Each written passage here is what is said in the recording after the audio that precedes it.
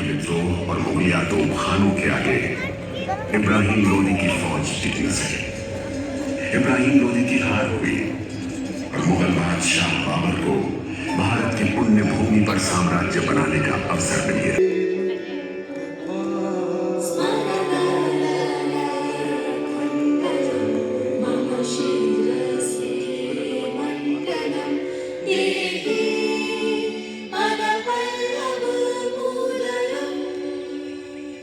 माधवेंद्रपुरी, महाप्रभु वल्लभाचार्य, चैतन्य महाप्रभु, स्वामी। किंतु शेर शाह की मौत के बाद सूर्यवंश कमजोर होता चला गया। तब 14 बरस बाद हुमायूं फिर भारत लौटा और आगरा को पुनः अपने कब्जे में कर लिया। हुमायूं की मौत से उसे अवसर मिल गया। उसने अपनी सेना संगठित कर मुगल फौज पर धावा बोल दिया। हम पृथ्वीराज के मार्ग पर चलने वाले शूरवीर हैं। अपनी मातृभूमि की रक्षा के लिए राष्ट्रीय यज्ञ में हमने सदा अपने प्राणों की आहुति दी है। इसलिए हम मर जाएंगे पर अपने राष्ट्र का गौरव नष्ट नहीं होने देंगे। आज फिर से अपने प्राणों का बलिदान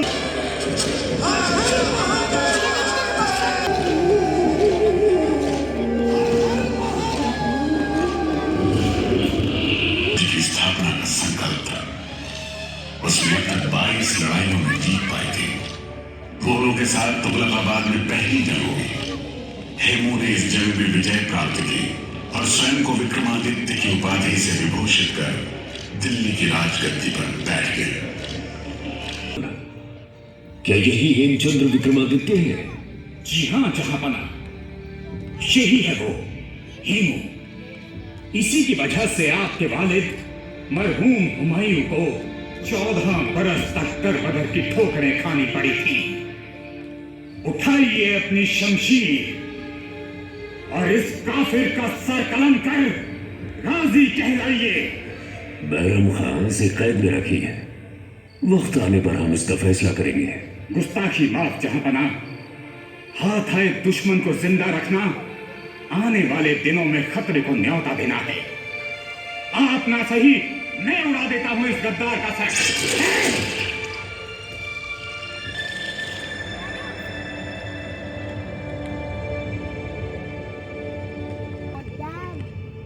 स्थानीय शिल्पियों ने मेरा निर्माण किया। वे शिल्पी हिंदू स्थापत्य के महारथी थे। इसलिए मेरे दामन में फैले लगभग समस्त भवनों का निर्माण ड्राविड शैली में किया गया है, जिसमें ऊंचे ऊंचे खंभों के ऊपर बीम टिकाकर चौकोर भवन बनाए जाते हैं। इस किले के समस्त भवनों की मूल संरचना इसी शैली में की गई है और उन्हें मेहराबों, गुंबदों और खंभों से सजा नवीन रूप दे दिया गया है। मेरे मेहराब और गुंबद राजपूती साहस और शान लिए खड़े हो गए। हिंदू सौंदर्य लिए फूल, पत्तियों और पशु पक्षियों की आकृतियों ने मेरी बेजान दीवारों में जान डाल दी। इस्लामी कैलीग्राफी, ज्यामितीय आकृतियों और पच्चीकारी ने मुझे एक नया लिबास पहना दिया और मैं बादलगढ़ का किला इंडो इस्लामिक स्थापत्य का सौंदर्य लिए बन गया आगरा का किला।